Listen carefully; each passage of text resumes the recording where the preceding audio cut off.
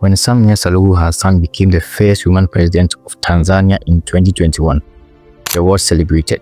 People said, at last, a mother figure to bring peace and openness. But just 4 years later, the same leader has become one of the most feared figures in Tanzania. People are scared to speak, opposition leaders are in prison, and others have simply disappeared. This is the story of how Samia Suluhu went from a symbol of hope to a name many Tanzanians now want out of power. President John Magufuli died suddenly on March 17, 2021.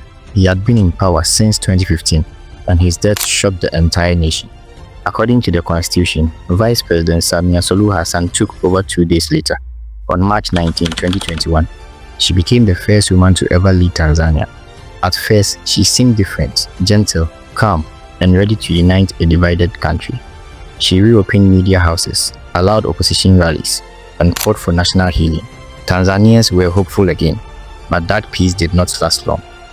To understand how things got here, we must go back to the beginning, to CCM, the ruling party. CCM stands for Chama cha Mapinduzi, meaning Party of the Revolution.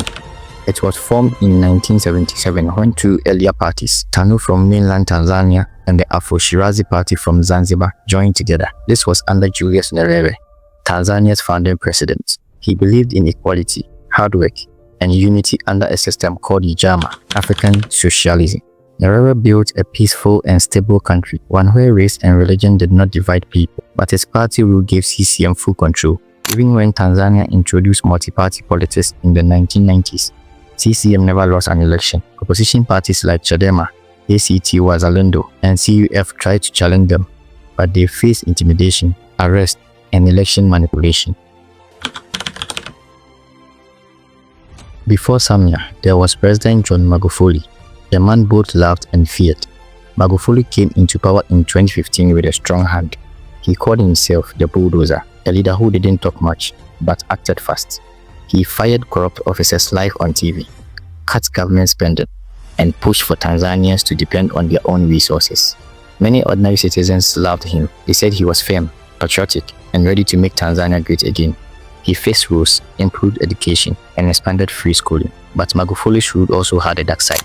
He banned opposition rallies, shut down newspapers, and used police to silence critics. Some journalists disappeared, and others fled the country. When COVID-19 came, he denied its seriousness and refused vaccines, saying prayer would protect the nation. By the time he died in 2021, Tanzania was divided. Some called him a hero, others called him a dictator. We mean it when we say that we want to establish non-racial societies. The whites in Southern Africa have laid down the conditions under which they will live in Africa. And their condition is that they must dominate. Julius Nyerere, Tanzania's founding father, had a dream, a united, honest, and peaceful nation.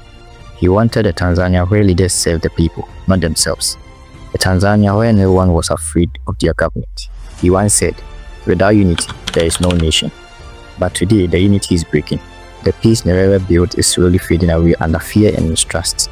What he called a family nation is now becoming a land where people disappear for speaking the truth. When Samia became president, she spoke softly, promised change, and reopened the space Magufuli had closed. But by 2022, the story had changed. Opposition members started being followed again. Journalists were warned to stay silent. Police broke up rallies, and human rights groups were shut down. In August 2024, police arrested over 500 members of Chadema, Tanzania's biggest opposition party, who were attending a peaceful meeting in Mbeya. Many were beaten and held without charge.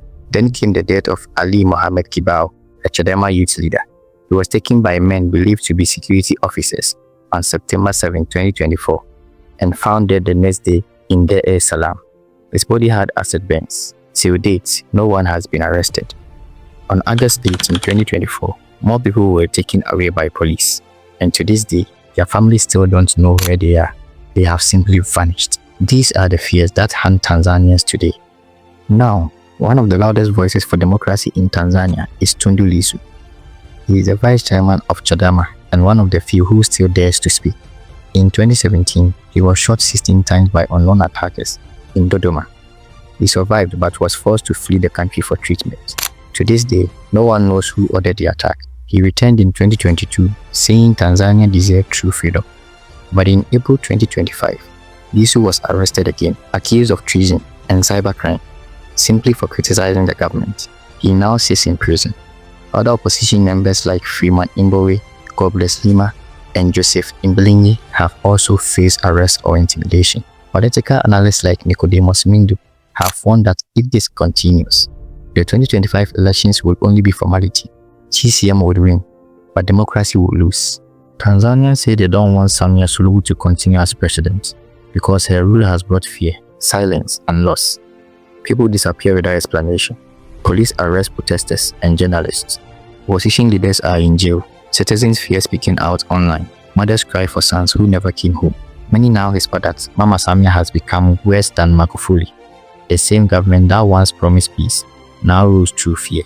Tanzania is a beautiful country, peaceful, friendly, and full of love. Its people are among the kindest in Africa, but that peace is breaking apart. Behind the smiles are tears. This is not the Tanzania that Julius Nyerere dreamed of. Samia Suluhu Hassan made history as the first woman to lead Tanzania, but history will not only remember that she was the first, it will remember what she did with that power. Tanzanians love peace. They do not want chaos. They just want truth, fairness, and freedom.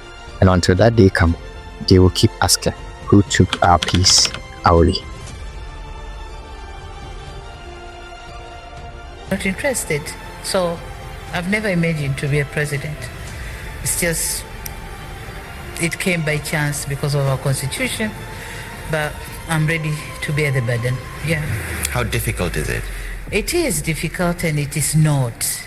Yeah, when the government is correctly coordinated, then it's much easier to operate.